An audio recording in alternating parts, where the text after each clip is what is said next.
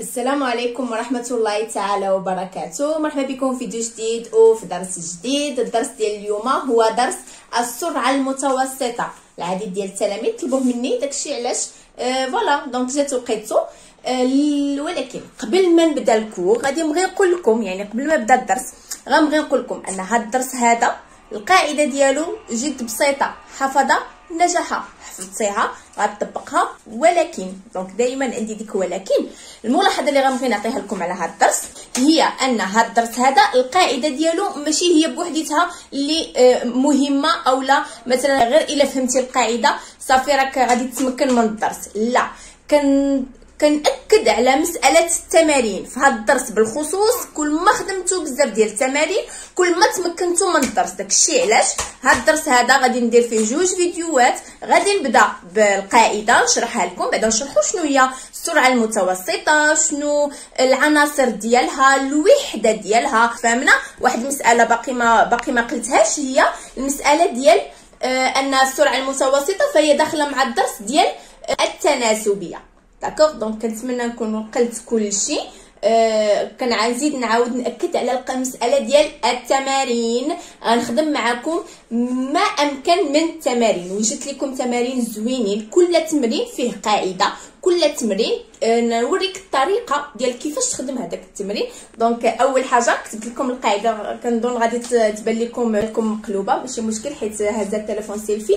دونك نبداو الدرس على بركه الله. فاول حاجه غنبداو بها الدرس ديالنا هي التعريف ديال السرعه المتوسطه، يعني نتعرفوا على شنو كتعني السرعه متوسطه. بعدا اول حاجه غادي نبدا نركز عليها هي لو شون ماتيماتيك، يعني الكلمات خاصكم ضروري تعرفوهم بالفرنسيه، بويسكو في الاعدادي غادي تقراو ماتيماتيك اون فرونسي. داكوغ، دونك السرعه المتوسطه بالفرنسيه هي فيتيس موين. دونك غنكتبها لكم كوم سا تعرفوا حتى كيفاش كتكتب. دونك فيتيس موين. داكشي علاش كنرمزوا للسرعه المتوسطه في ام، وكاين اللي كيرمز ليها غير بفي. داكوغ، نسيت واحد الحاجه ما قلتها لكمش، ان السرعه المتوسطه فهو درس غادي تشوفوه في الخامس والسادس وحتى اولى اعدادي، يعني حتى في السابعه.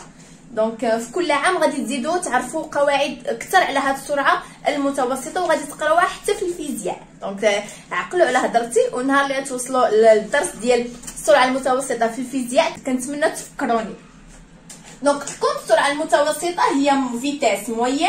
دونك حنا خدينا لا لتر الاولانيه ولا لتر الاولى درنا في ام او لا في.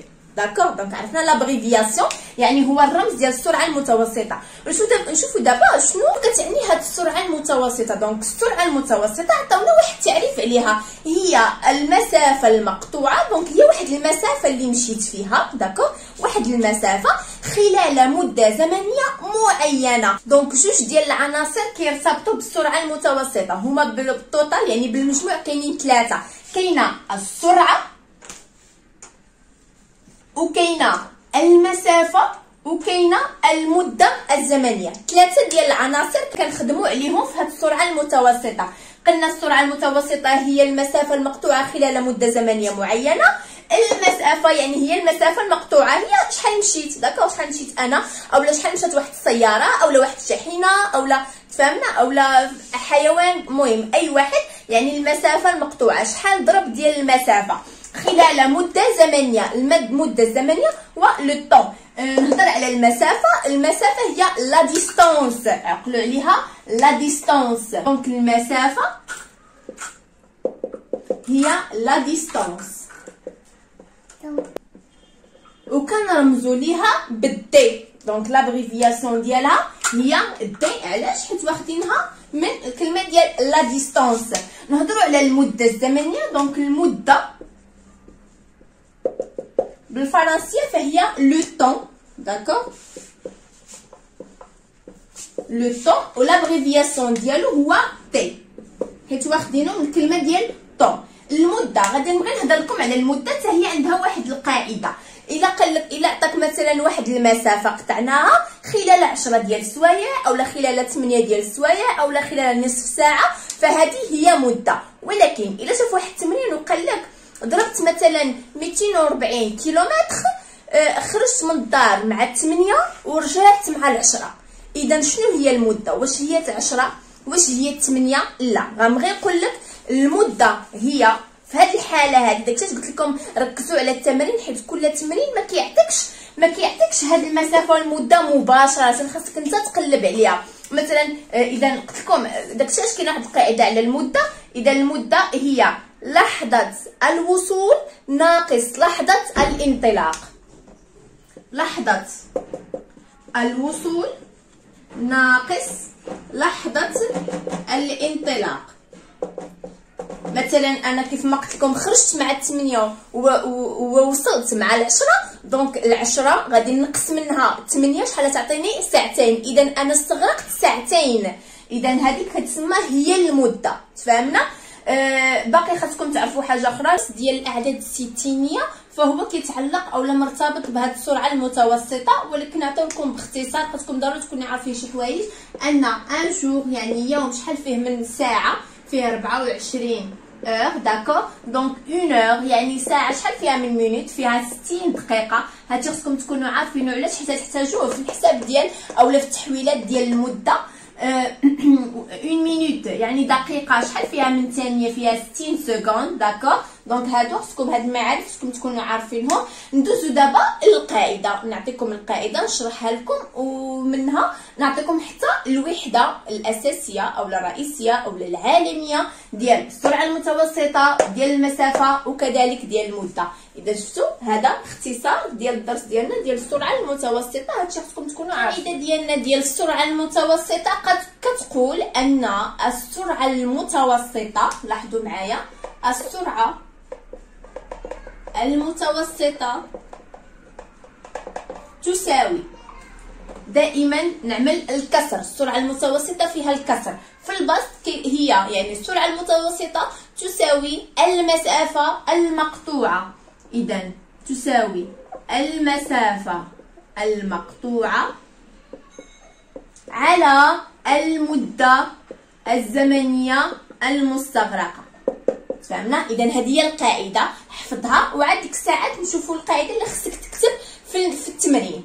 اذا القاعده الرئيسيه كتقول السرعه المتوسطه لابغيفياسيون ديالها شنو هي؟ في ام ايغال المسافه المقطوعه، قلنا المسافه هي دي، لا ديستانس على تي اللي هي المده الزمنيه.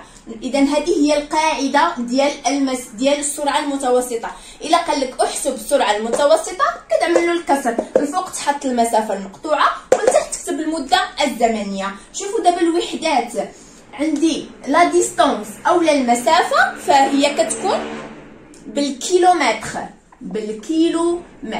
داكوغ؟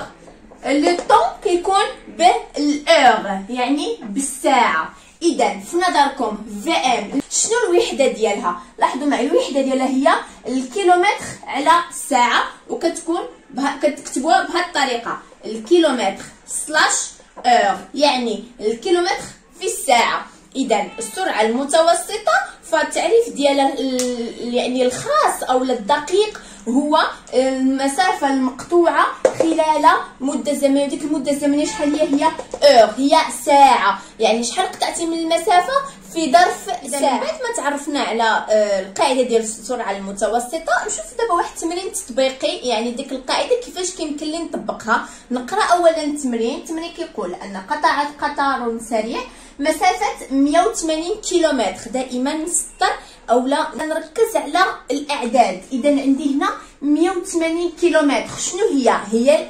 المسافه. اذا المسافه هي دي. تفهمنا؟ هنا عطاونا المسافه، مده، لاحظوا معايا هنا عندنا تي، عطاونا شحال؟ ساعه و30 دقيقه.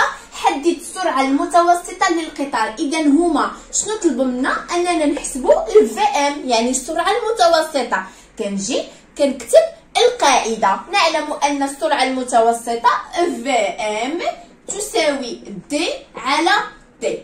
هذه اول حاجه. ثاني مرحله خاصني نديرها انني نتاكد من المده والزمن واش عندي في الوحدات ديالهم بالخصوص. اذا المسافه عندي بالكيلومتر، نعم حنا كنعرفوا ان المسافه بالكيلومتر نمشيو دابا للمده. لاحظوا معايا المده، عندي الساعه وعندي الدقائق، وحنا باش كنعرفوا المده كتكون بالساعات. اذا شنو غادي نفكر ندير؟ نفكر انني نحول هاد الساعه ونص الى كامله، خصني نحولها ساعات.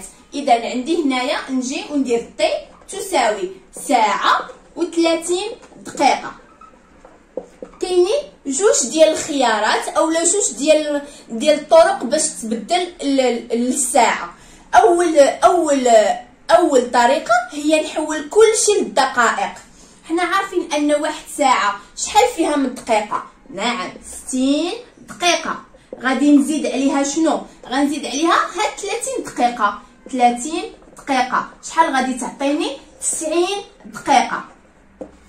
اذا 90 دقيقه باش نحولها للساعات شنو خصني ندير؟ نحول من الدقائق الى الساعه، نقسم على 60 دقيقه. اذا هنا 90 مينوت غادي نقسمها على 60 غادي تعطيني 1.5. شنو؟ ماشي مينوت وانما اور، حيت انا حولتها باش نحول المينوت للدقائق فانا خصني نقسم على 60. اذا عطاتني ساعه ونص. هذه الطريقه الاولى. الطريقه الثانيه، لاحظوا معايا عندي ساعه و30 دقيقه ياك. اذا حنا ساعه عارفينها هي اصلا محوله للساعه، هاد 30 دقيقه غنبغي نحولها للساعات. 30 دقيقه حنا عارفين ان هي نص ساعه، اذا نص ساعه هي 0.5، اذا هي 1 اور زائد 0.5 اور. نصف ساعه هي 0.5 اور، ونجمع 1 زائد 0.5 هي 1.5 اور، كنحصل على نفس النتيجه. تفهمنا؟ اذا هنا كنشوف انه عندي المسافه كاينه و لو طون كاينه. اذا المسافه بالكيلومتر والمده بالاور، اذا عندي بجوجهم في الوحده المطلوبه. وهنا غادي ندير تطبيق عددي. اذا دي هي 180 على تي هي 1.5 تساوي 120. لاحظوا معايا الا درتو 120 وحبستو هنا عندكم غلط، واخا ديروا هادشي كامل صحيح. علاش؟ كنأكد على الوحده، ما ننساش الوحده، ما نخدمش القاعده اولا ما نطبقش القاعده وندير تطبيق عددي وننسى الوحده. والوحده ديال في ام شنو هي الكيلومتر باغ اور. تفهمنا؟ هكا كنخدموا التمرين. ندوزو تمرين تطبيقي ثاني. لاحظوا معايا التمرين التطبيقي الثاني، تسير حافله بسرعه. هاد التمرين هذا متعلق بالتناسبيه، حيت كيعطيوك تمرين فيه التناسبيه وفيه السرعه المتوسطه. من تشوف الجدول هو جدول التناسبيه اللي باقي ما متمكنش من الدرس ديال التناسبيه، فعندي فيديو في القناه رجع ليه تفرج فيه وفهم بعدا شنو كتعني التناسبيه، عاد بامكانك تكمل تخدم هاد التمرين هذا. فالتمرين كيقول تسير حافله بسرعه متوسطه. لاحظوا معايا نسيت ما عملتش، قدروها 80 كيلومتر في الساعه. اذا هما شنو عطاوني هنا؟ عطاوني الفي ام. اذا الفي ام كتساوي 80 كيلومتر في الساعه. شنو كتعني هاد الكتابه هذه؟ هي في كل ساعه هاد الحافله هذه كتمشي ب 80 كيلومتر في كل ساعه، كتقطع 80 كيلومتر في كل ساعه. اذا انقل الجدول واتمم ملئه. عندي المده وعندي المسافه. بزاف ديال الطرق كاينين باش نخدموا هذا التمرين. نبداو بالطريقه الاولى. اذا لو مو كلي او الكلمه المفتاحيه اللي عطاونا في هذا التمرين هي عطاونا الفي ام، يعني 80 كيلومتر في كل ساعه. غنمشي انا للمده، ها هي ساعه. اذا ساعه شحال كيقطع هو من المسافه؟ ساعه شحال كيقطع؟ 80 كيلومتر. داكوغ، دونك حنا عرفنا وحده. اذا عندي هنايا جدول تناسبي يعني هو متناسب. شنو خصني ندير؟ شنو خصني نحدد؟ خصني نحدد معامل التناسب. اذا معامل التناسب كيكون واحد هنا وكيكون واحد هنا. للاسف ما خليتلوش هنايا بلاصه، غتكون القسمه. اذا كنقول واحد فاش غنضربها عطيني 80 اولا 80 على اش غنقسمها باش تعطيني واحد. اذا الاجابه واضحه، فهي 80. 1 في 80 هي 80، و80 الى قسمتها على 80 فهي 1. هنا كيسهل عليا الامر. اذا هنا عندي مادام عندي السطر الاول عامر والسطر الثاني خاوي، اذا غادي نستعمل الضرب. اذا 2 في 80 160. لاحظوا معايا هنايا عندي 1 على 2 خصني نضربها في 80. اذا 1 على 2 ضربها في 80 هي 80 على 2 هي 40. 3 ضربها في 80 هي 240. تفاهمنا؟ 5 كذلك نضربها في 80 هي 400.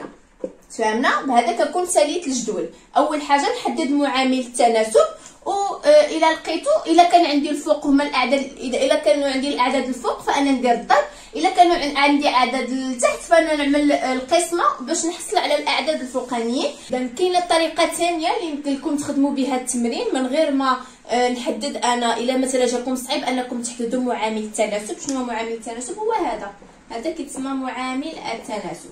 اذا لاحظوا معايا غادي نهضر لكم على الطريقه الثلاثيه اولا العمليه الثلاثيه كيفاش كنخدموها. كنبداو بالفيتاس موين. عندي السرعه المتوسطه شحال عندي؟ لاحظوا معايا 80 كيلومتر كنضربها في ساعه واحده. هادشي ما جبتوش من عندي، جبتو من التمرين. قال لك السرعه المتوسطه 80 كيلومتر في الساعه. اذا انا كنضرب 80 كيلومتر خلال ساعه واحده. اللي مثلا ما عندناش هادو، ياك مثلا ما عندناش هاد، يعني هادو اللي ما كانوش. انا بغيت شحال ضربت كيلومتر في ساعتين، بغيتها في ساعتين. اذا 2 زور فين غنحطها؟ ما غاديش نجي هنا وندير 2 زور، لا. علاش؟ حيت خاص هاد الجوج هادو يكونوا عندهم نفس الوحده. اذا انا اش تحت اش ندير 2 زور بحال هكا. واش علاش كنقلب على المسافه؟ شحال ضربت في ساعتين. اذا هذه كتسمى هي الطريقه الثلاثيه. وكنظن شرحتها في واحد الدرس، ما عقلتش من درس اللي شرحت فيها الطريقه الثلاثيه.